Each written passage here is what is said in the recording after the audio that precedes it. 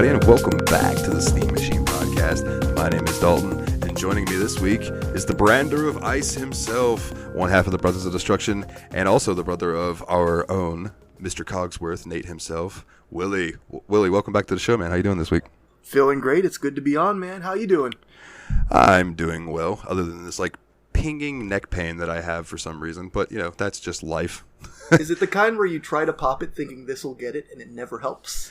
Yep. Nice. Yeah, it's right in my shoulder blade too, so it's oh, fuck's sake. If it would just go away, that'd be great. But other than that, I can't complain, man. It's been a good week. Other than 30 solid seconds of complaining, I can't complain. Exactly. I went ahead and got it out of the way. Nice. Yeah, man.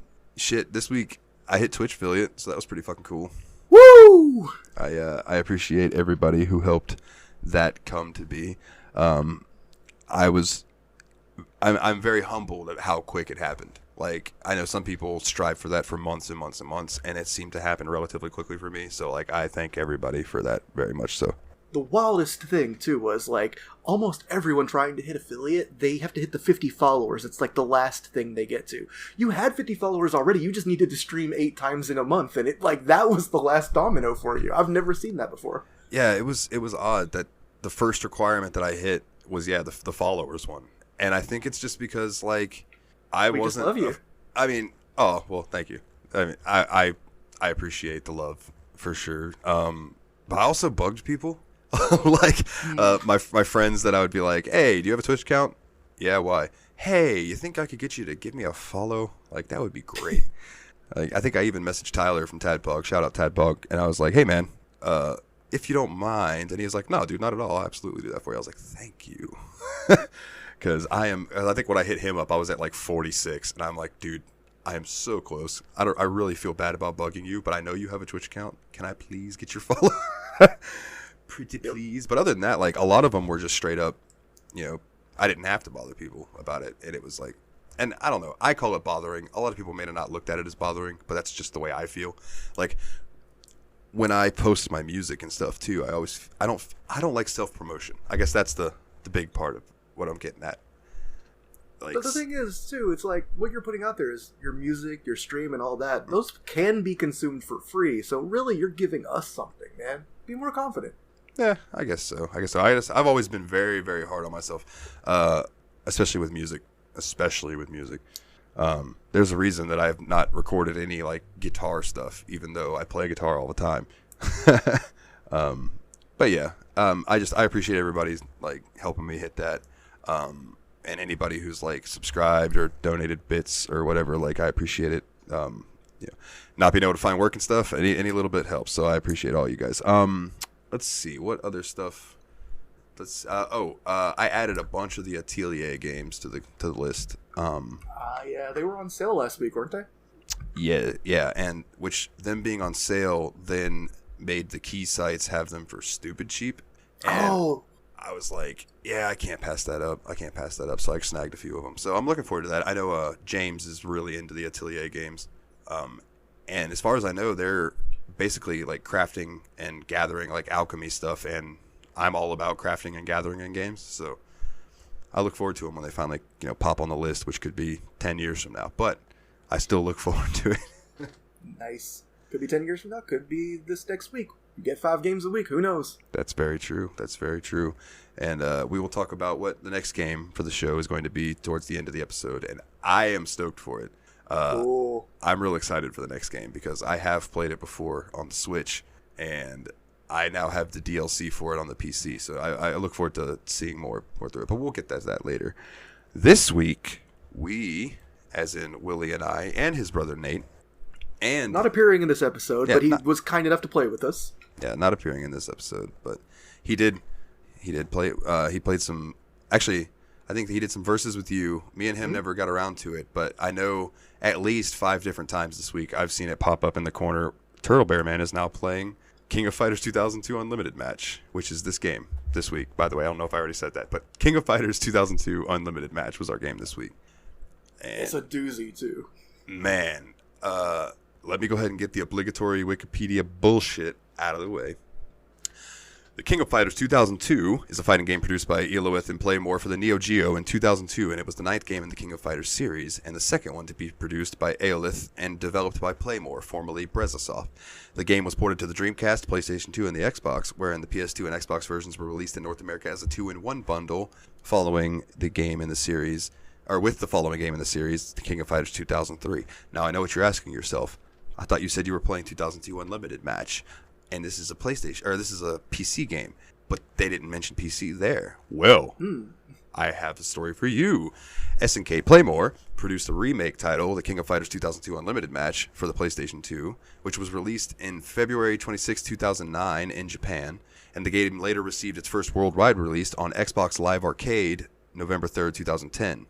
And a port of the Live Arcade version was released on Steam February 27th, 2015.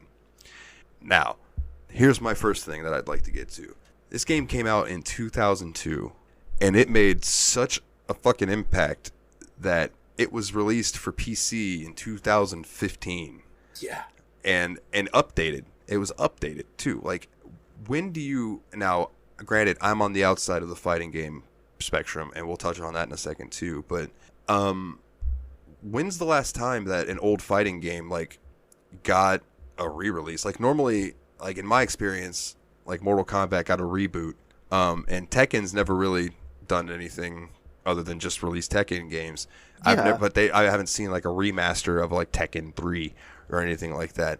But yeah, then, you expect sequels and expansions and all that. You don't expect them to go back to an 18-year-old game, or 13 at the time of the PC release, and be like, hey, here's this classic you love, we brought it back, I added a couple guys to it, basically.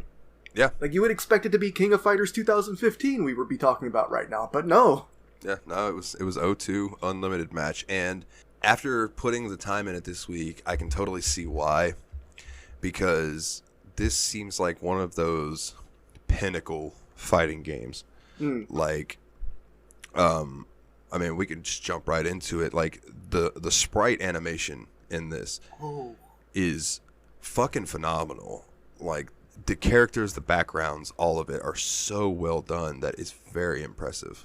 2002 has this really neat art style where, like, the characters are done with this, like, hand-drawn pixel art style, very fluidly animated, and then the backgrounds are, like, 3D rendered. And it's a really cool-looking thing that works really well together.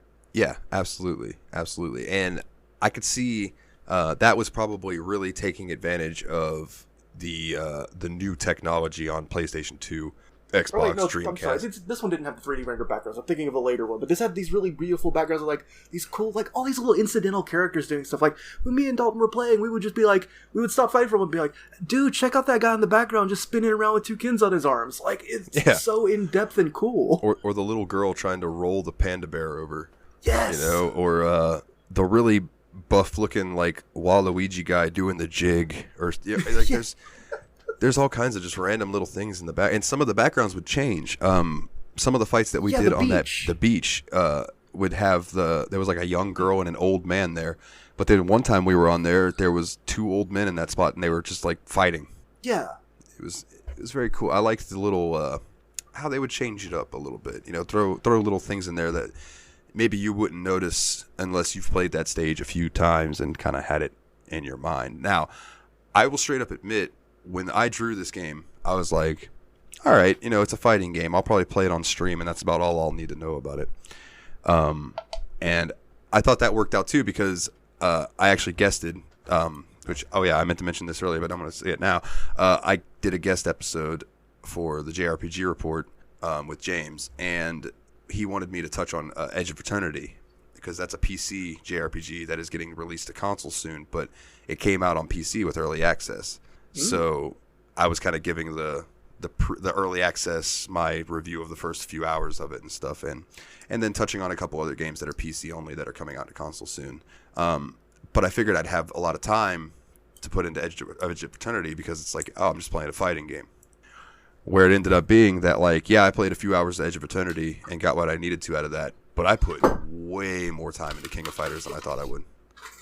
Yeah, for sure. Like, I was worried too that it's like, I don't know, I started playing it, I'm like, I'm never going to get as deep as I need to by the time we record. And I realized, you know what? I could have put 100 hours in this week. I don't think I would have gotten everything out of it yet. Oh no, man. Like, so my experience with fighting games when I was younger, like I had an NES and I had a Sega Master System. So like I had Double Dragon on the Sega Master System. That was my knowledge of fighting games. And then I got a PlayStation. So I went from those to a PlayStation. I missed out Super Nintendo. I missed out on the Nintendo 64. Like I went straight to a PlayStation and started playing games like Tekken and Mortal Kombat Trilogy and Toe Ball Number 1. And it's like these games were awesome. But that being said, I completely missed the boat on 2D fighting games. I was all about the 3D ones. Well, okay, I take that back. Mortal Kombat Trilogy was 2D, but that was kind of its own thing. Mortal Kombat's in its own fucking genre, in my opinion.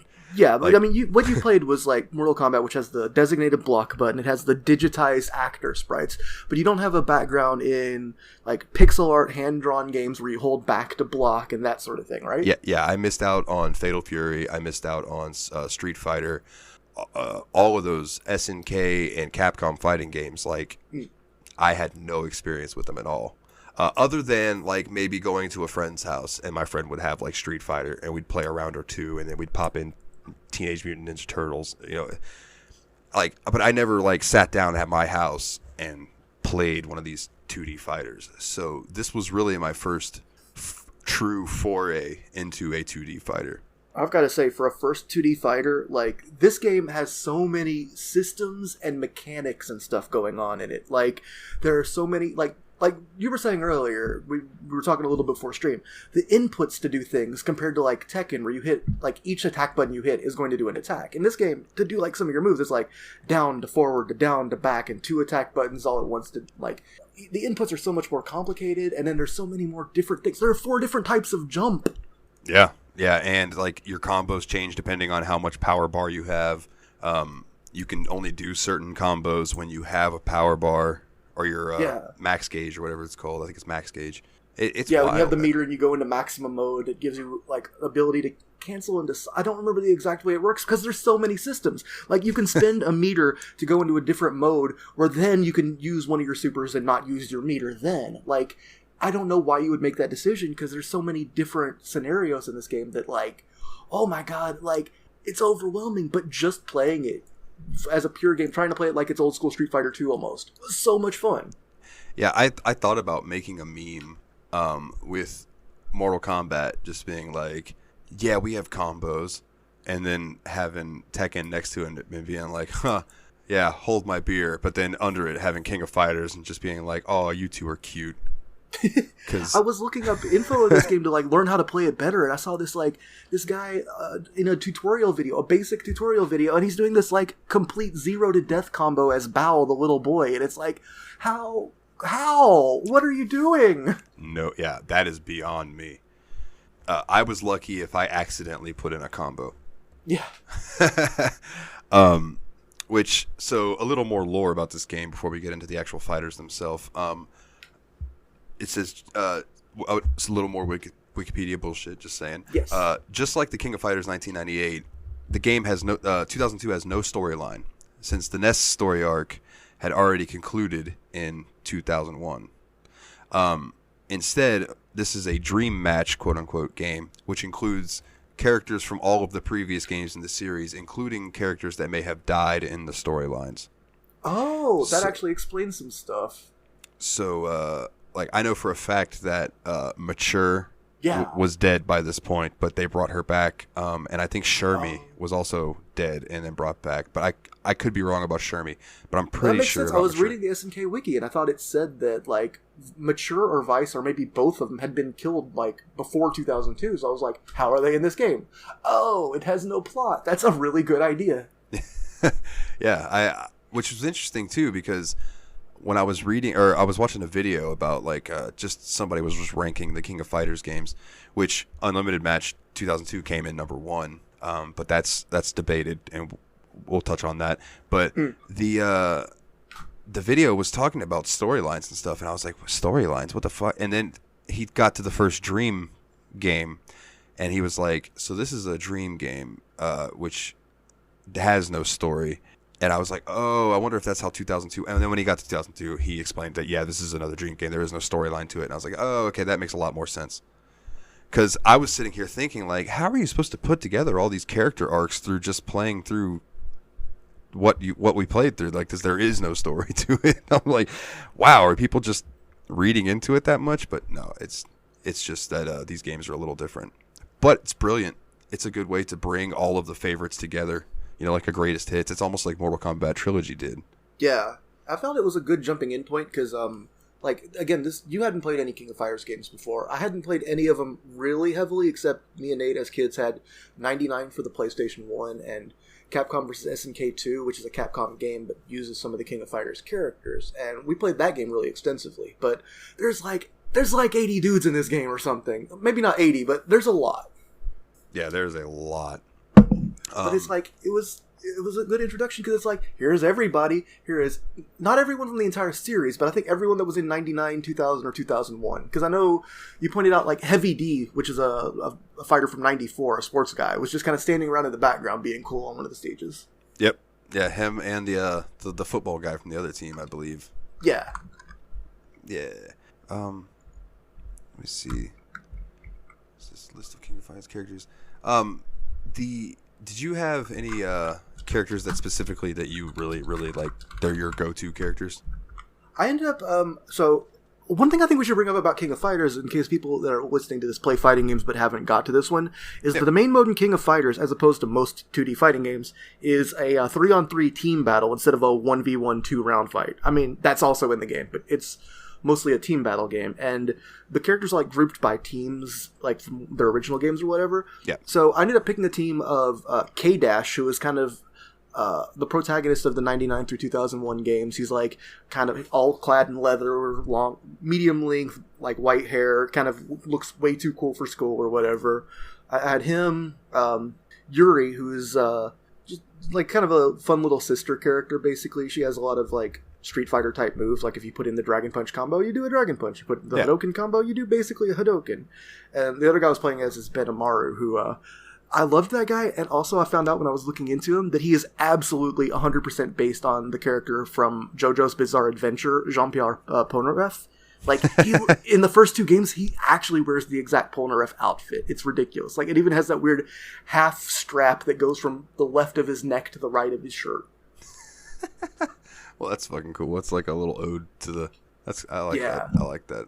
I'm actually looking at the list of teams right now. There's the Japan team, the Fatal Fury team, the Art of Fighting team, the Akari team, the Psycho Soldier team, Women's Fighter team, Korea team, Yagami team.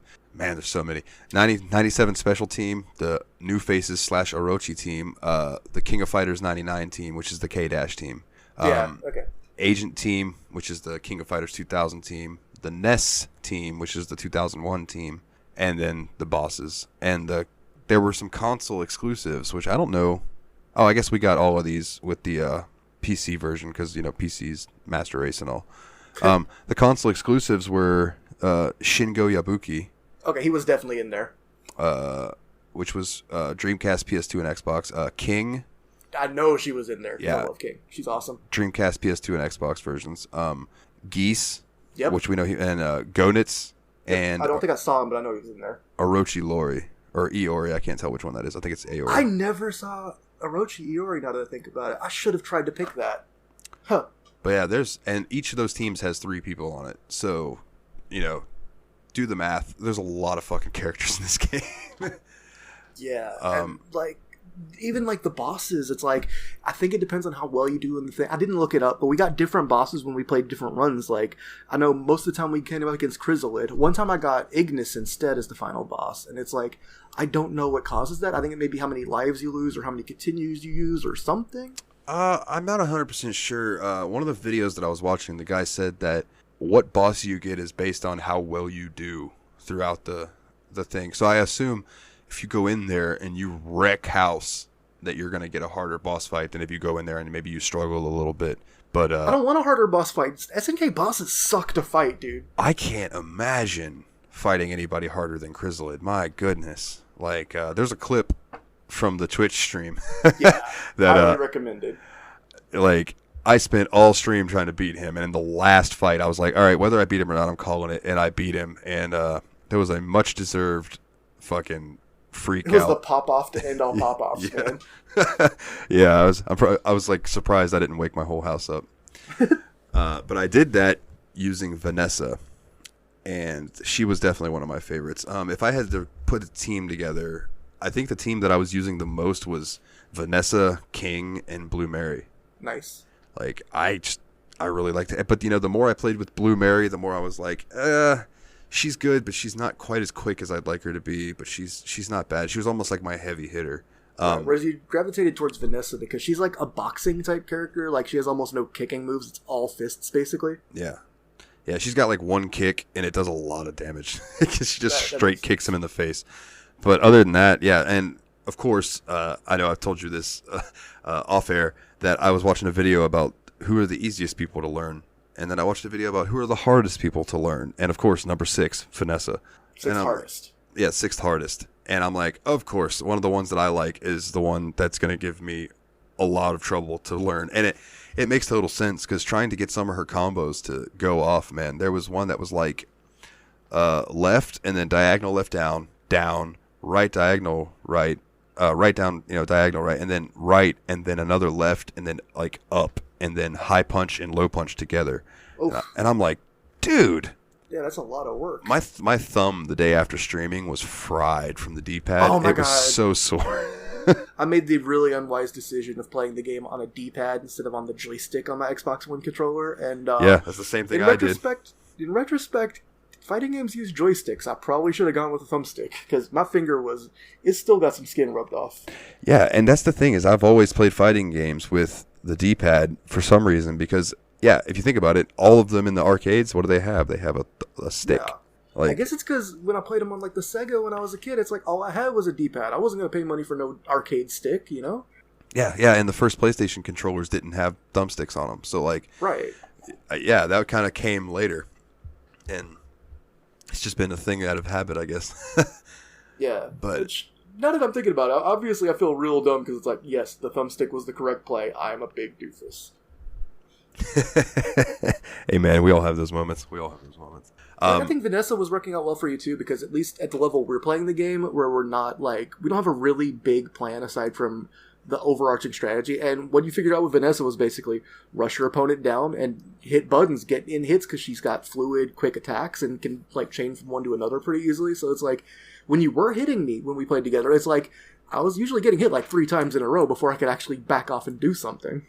Yeah, and with Vanessa, so I basically took my knowledge of UFC games. So I put a lot of time into UFC games on PS3 back in the day. I really liked them, and I always played a boxer because my whole strategy was to go in, get close, throw punches till they're kind of weak, back up a little bit, hit them with a hammer, knock them out. And I just took that, and when I found Vanessa and saw that she was just throwing punches, I was like, oh, okay, I can work with this. It's the same way I felt when I played, I think it was like Tekken 4, and they introduced the boxing character, and I was like, yes, this is what I'm talking about. I have always liked boxing, and I don't know why. I don't watch boxing.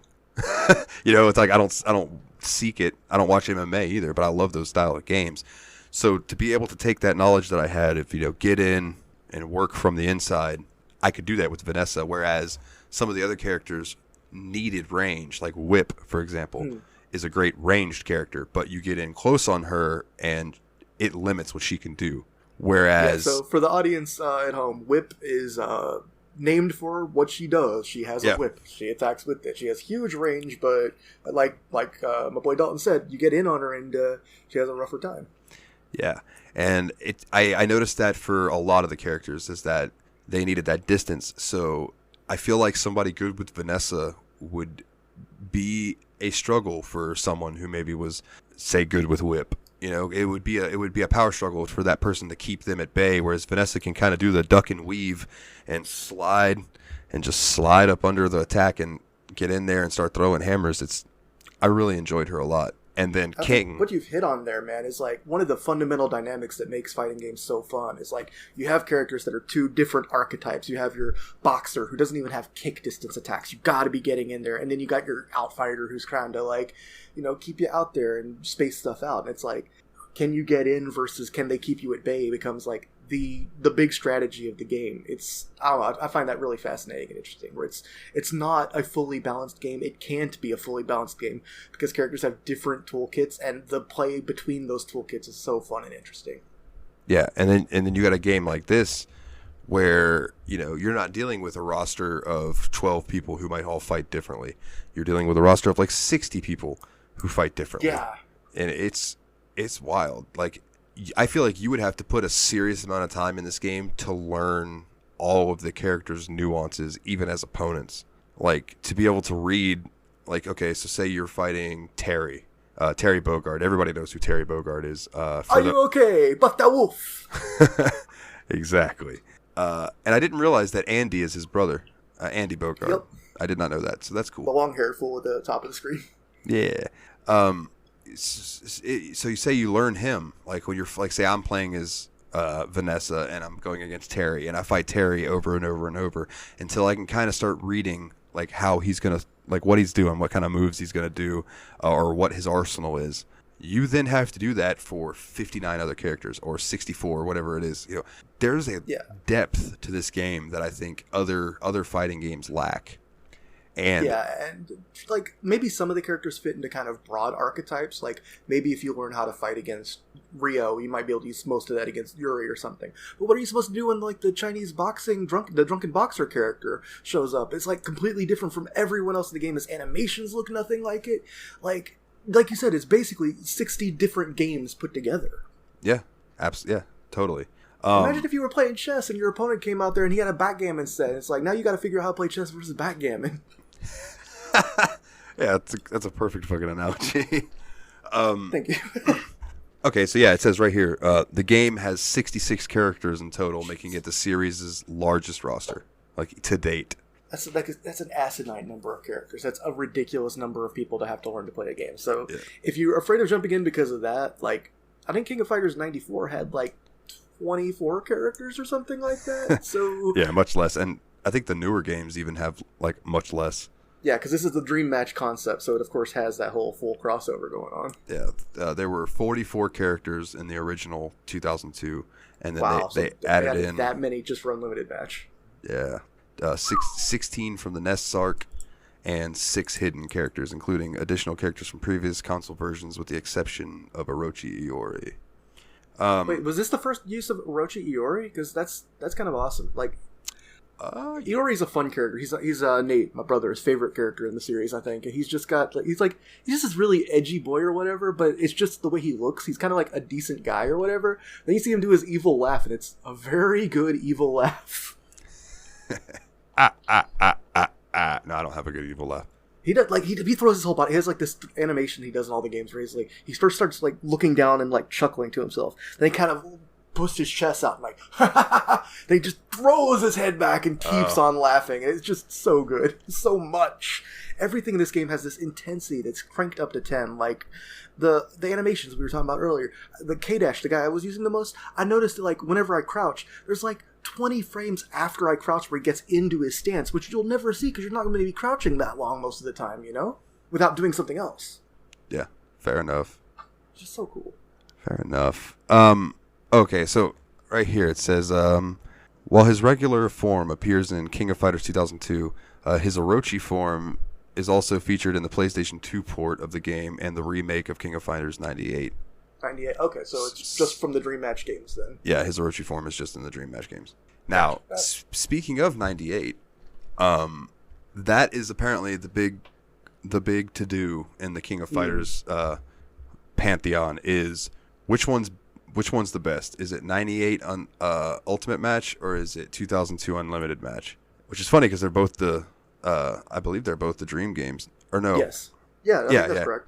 Yeah, I'm sorry because it said the Dream Match was also it was released later on Dreamcast as 99, but that was only on Dreamcast, and yeah, that's weird. So that is because 99's a completely different game too. Like that's the beginning of the Nest saga. That's when K-Dash first shows up and all that.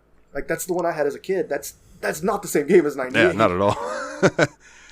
But yeah, so that's the big thing. And I own 98, but I haven't played it. Obviously, like we said in the beginning, this is my first foray into this series at all. And I really fucking liked it. I really 98 did. shows up in the Steam machine. The Steamy gets to it soon, you know? Yeah, that was. Did I just call him the Steamy, like some kind of old grandpa? The Steamy, the Steamy, with the Pokemans. The Steamy tells you what Nintendo you're gonna play. The Pokemans, yeah. Yeah, and this has actually rekindled my joy of playing fighting games. Like, it's got me hoping that maybe Tekken will pop soon, or Mortal Kombat, or Soul Calibur, like all these fighting games that I have that I've played but I've never really delved into. Now a soul still burns. Hell, I've got Mortal Kombat 11, and I think I installed it and played a couple fights and then uninstalled it just to make room. That game's massive. Mortal Kombat 11 is like 90-something gigabytes. Wow. And I don't even have any of the DLC. I have the base game. Oh, jeez. It's pretty wild, man. But that game is beautiful as far as 3D. But, dude, going back to the graphics and stuff, I think that this game might be pinnacle 2D fighter, like from what I've seen of 2D fighters. Honestly, this style. I have trouble disagreeing. It's an incredibly, like, all the animations are so great. And the music. I don't think we've even touched on this yet, but, like, I was talking to you earlier, and you're like, I want to learn the riff from this song. I want to learn the riff from this song. Like, The character select music was awesome. Most of the battle musics were awesome. Like, boss music, crazy good. Like, the music in this game was fucking phenomenal. I just thought of, like, metal riffs to get you pumped up and ready to spill some blood in the streets. Like, it's just bitching. Yeah, this is one of those like few games that I would probably pop the soundtrack on and listen to it. For sure. And I feel like there's a lot of games that I appreciate the music from it, but I wouldn't go out of my way to listen to it unless I'm playing the game. But this is one that, like, dude, some of those songs fucking rock. Yeah. Like, man. And, one of the things that was great to me, too, was last night in the Tadpog Discord. Shout out Tadpog. Tyler and Dave play old games. Those guys are awesome. We were just kind of all hanging out in one of the mic chats, and I ended up popping on King of Fighters and just kind of playing and streaming it so people could watch. And I believe it was Dave and Pulsh, Pulshy while she was a bear, were both like, fuck, this game looks good. Like fuck, this game looks good. And like both of them were like, man, I might have to get this. This looks awesome. And I'm like, dude, it's a really, really fun game. Man, if we end up having some Tadpog fighting game tournaments, I'm absolutely down to clown, dude. That would be fun. That would be real fun. I know that would require everybody to own the game, so we'd have to hash that out. But the one thing I did notice, which is pretty cool, this is why I was able to get the game in the first place, was they have a sale going on. If you buy the game by itself, it's $15. But if you buy 2 copies, so you can play with a friend, it's $25. So I guess, that's a almost 20% discount, and then you can, split the cost with a buddy, Steam does that a lot, and I really appreciate that they do that, because it's very smart. When Ryan bought the Rise of the Triad remake or whatever that had come out years ago, this was like, but he bought it on Steam when we first started the show, and he was like, yeah, it was like $5 for 1 or $15 for 4. So he's like, I bought a 4-pack. So he gave me a key. And I think we ended up giving the other 2 keys away, just in random episodes to people. But like, I like that a lot, because these games that are multiplayer games, like, it's nice that you're able to buy more than one. So say there's a friend that's more well off than the others, but all of them like to play games together. Well, that guy can go throw $20 and all of his friends get a copy of the game and they can all play together, instead of, oh, well, I got it and I'll play it, but man, I really wish you guys could play with me. Yeah, it's a smart decision, because it makes, these are multiplayer games, and being able to share that with your friends is really cool for games that can't use, like, the Jackbox model of only needing one person to own it because everyone else plays from, like, a tablet or that kind of device, you know? Yeah, and it's also disheartening, too. Like, I've gotten a few bundles over the years that had games in it that look awesome. Like, there's a Cyanide and Happiness game in my library that looks awesome. But you go on the Steam page and look in the comments, and everyone's like, yeah, this game's dead. Nobody plays it anymore. So it's like, oh, well, fuck. If I ever wanted to play that game, how am I going to if no one plays it? So it would be nice to have a couple friends who owned it, well, then at least you guys could run through it together. Yeah, because I'm gonna be honest, man. I thought about going in and trying to play like ranked random matches on King of Fighters 2002, and then I realized, hey, everyone else here has probably been playing this 19-year-old fighting game for 19 years. Like, I'm going to get my butt ripped off and fed to me. Yeah. Oh, yeah. And one of the things that I was reading was the King of Fighters 02 community on Steam, like for online play, has gotten real small compared because there's newer games that have come out and stuff, of course. But like the people that still play will fuck your world up. Totally unsurprising. Yeah. And I just picture like this dude just chilling in Japan, sipping some tea, maybe having a cigarette, his match cues. And he gets in and he's Fresh like, meat. "Oh, poor American," and just fucks them up. Because they've had this game even longer than we have, you know? Yeah. Man, But, I know that the SNK fighting games were really big in like Latin America too. So I'm just loving the image of like someone in like Peru or like Argentina, Brazil, somewhere like that, just like getting online and just completely ruining us dumb Americans, you know? oh, yeah. You know, not to go off on a little tangent, but like I know I've told you this off mic. I had a buddy of mine growing up named Emmett, and he was a homeschool kid, so he had a lot of time on his hands, and he played a lot of Tekken, and he got stupid good with King, to the point that I would refuse to play Tekken with him if he chose King, because the match would start, he'd punch you once or twice, you'd go for a punch, he'd grab you, and then that grab would not end until you were dead. He would hit you with like, King had this 10-hit grab combo that was devastating, and it was like if you got that whole combo off, all you needed to do was just give him a little shin kick and they were dead. And so for those of you who aren't big fighting game guys, I know we've mentioned the name King twice, different characters. King in Tekken is this grappling dude who looks like the wrestler Tiger Mask, and King in King of Fighters is this androgynous dressing female bouncer who is really cool. I want to be friends with her. Yeah, and I actually thought King of Fighters King was a boy at first, and I was like, oh, so that's what he looked like before he started taking steroids and wearing a leopard mask. And then I realized that's actually intentional, because in her first appearance, like, she's working undercover as a bouncer, and like no one even knows that she's a girl at first. Like, you find that out in I think it's like the first Fatal Fury game or something, when you beat her and it causes her shirt to become unbuttoned. You see, whoops. Okay, well that makes a lot of sense then. Okay, so I don't feel so bad about that now then. If it was she deliberately rocks the androgynous style. I don't think it's malicious to guess wrong. I gotcha. You know, just real quick, speaking of androgynous, this makes me think of the story when they introduced the Gold Dust character to Dustin Rhodes, and Vince McMahon was like, "You're gonna be androgynous, pal." Like, it'll be great. And Dustin Rhodes was like, "The hell does androgynous mean?"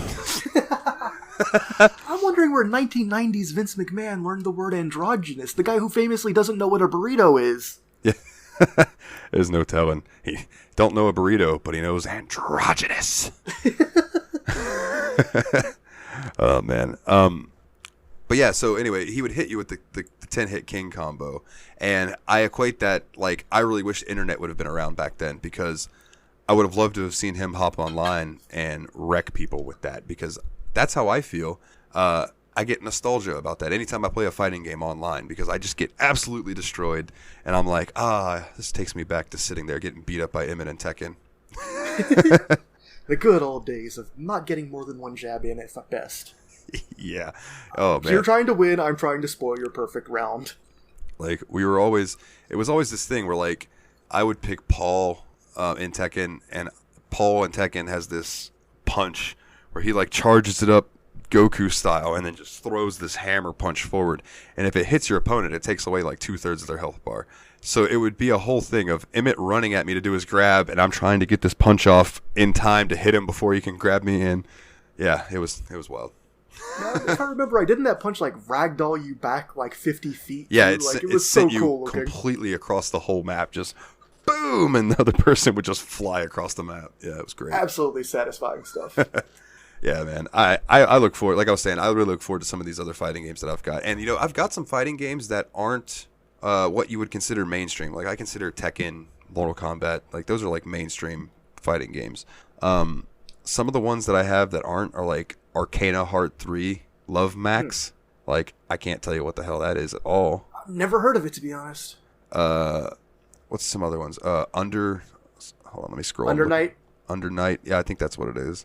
That game has a huge scene, apparently. It has cool animation from what I've seen. Yeah, Under Night in Birth, EXE, Yeah. late. Yeah, that's another one that I've got that I had never heard of, I just got it in a bundle. And I I'm only like, know because I occasionally watch some fighting game people on YouTube, and like they love that game. Like some of them are just super hard into it. I'm on my Steam right now. I'm going to type in fighting games, and we're going to see what other fighting games that I've got. My collections. 41, according to... Oh, okay, so this is including Batman Arkham Asylum and shit. That's not fighting. That's a beat 'em up at best. Okay, so Arcana Heart 3, Love Max, and by the way, there are 5 exclamation points after the word Max. The maxiest max that ever maxed. Battle Fantasia, Revised Edition. Don't know it. I've heard that that's like a good entry point into like fighters if you're wanting to get serious in them. And then of course Brawlhalla, Brawl Out. I love Brawlhalla. That's a platform fighter kind of. Oh, it's a fun one. Guilty Gear, Revelator, and Guilty Gear Sign. So I don't know how you say the XRD, Guilty Gear XRD. I think it's like, you know what? I'm not gonna try it. The Keyed, the Key or Zerd. I don't know. Beats. I think Surd is the closest, but I don't know how. Like I looked it up one time because I was like, "How is this pronounced?" I looked up the katakana and it was like Sado, and I'm like, "Okay, I guess it's Surd," but that sounds ridiculous when I try to say it with my human mouth. Surd Revelator and Surd Sign. Yeah, so I got those. And then Injustice, Gods Among Us.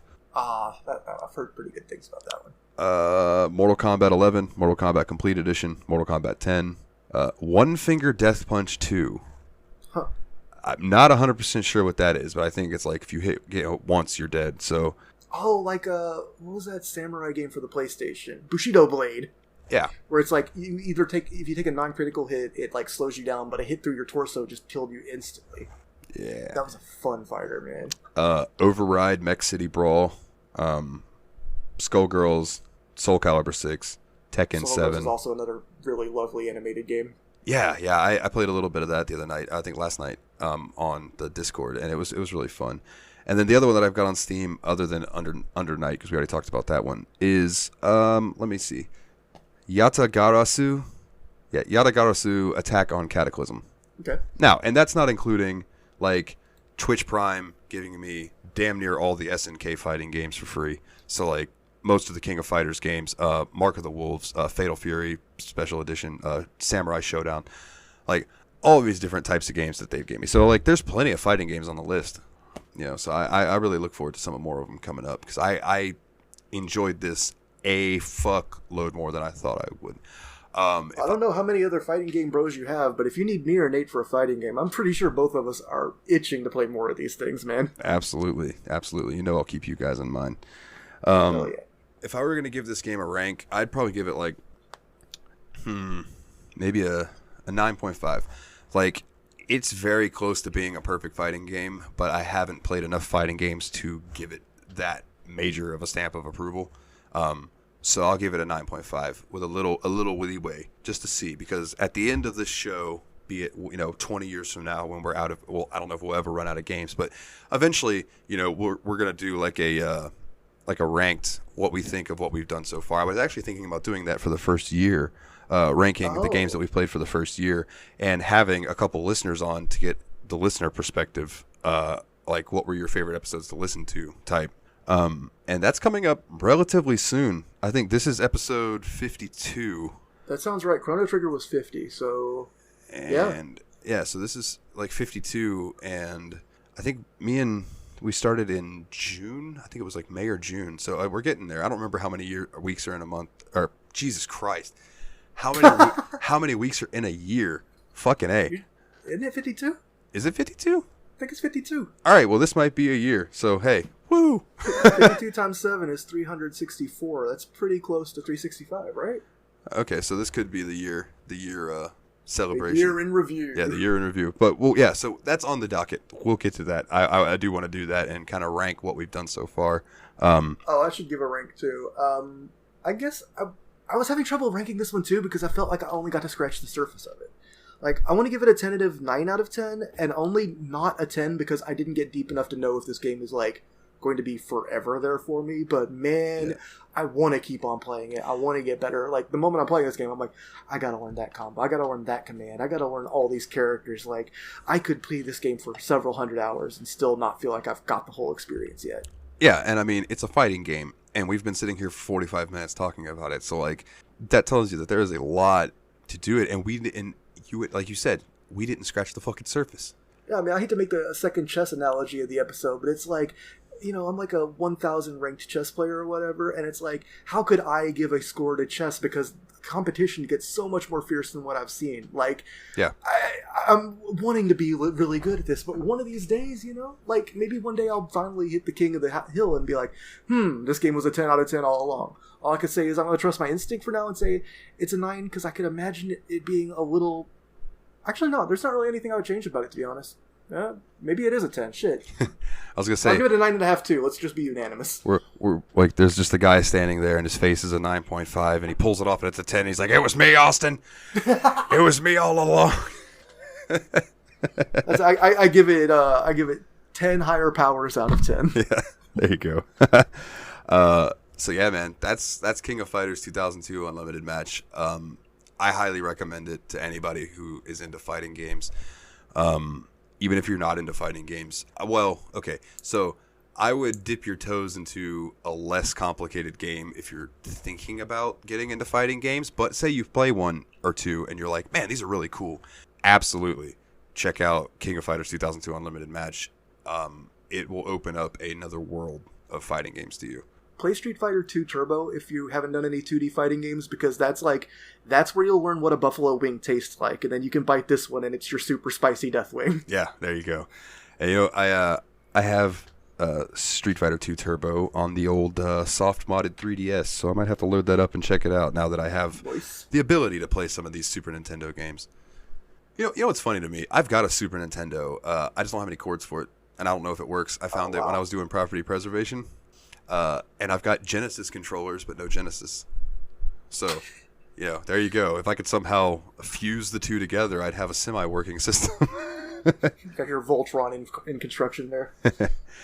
But, so, this week on the Discord, we had a little poll up to vote what the next game everyone wanted to be. And overwhelmingly, with 9 votes... the winner was West of Loathing. And West of Loathing is a stick figure RPG, Western RPG. And like I said at the beginning of the episode, I've played this game before, and it is absolutely hilarious. I really look forward to streaming it. I think it's going to be a good time. I think it's going to keep people giggling. It's really a good game. It's puns and dad jokes the game, and I'm fucking here for it. It is exactly what it is. It's exactly what it is. And apparently, well, actually, you know, I'll touch on that stuff next week. So this week, the next poll is up, and let me just tell you, wonderful listeners, if you'd like to join our Discord, head over to stuttered there for a second. The Steam Machine Podcast.wordpress.com. It's our website, and there are links to everything that we do. There's a link to our Facebook. There's a link to our Twitter. There's a link to our Patreon. There's a link to our merch site. There's a link to my Bandcamp if you like the entrance music to the... There's my wrestling fan coming out, the entrance music. If you like the theme song to the show, you can pick up my music at the Bandcamp. But there's also a link to the Discord that will give you an invite, and you can join. And there is a own channel for it. It's called the Show Poll, and you can come make your voice heard and vote like they have always told you to growing up. And this week, you're exercise your American rights from here to any other country in the world. Exactly, America.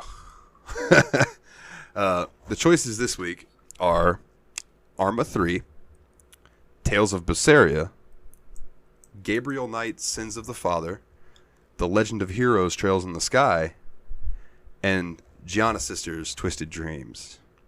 And so far, it's looking like Tales of Berseria is in the lead. But it's early in the week, and the poll just went up last night, so that could very well change.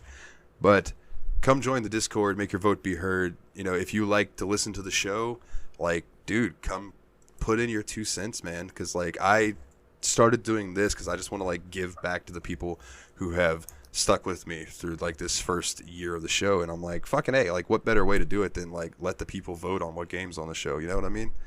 Like, or at least that's the way I thought about it. So super chill Discord too, man. We got like plenty of channels. You can just come by and post some pictures you thought were funny. You know, it's not all super intense dissertations about Steam games. Oh yeah, no, not at all. You got a meme. It's not all academic and stuffy like the podcast. if you God damn it.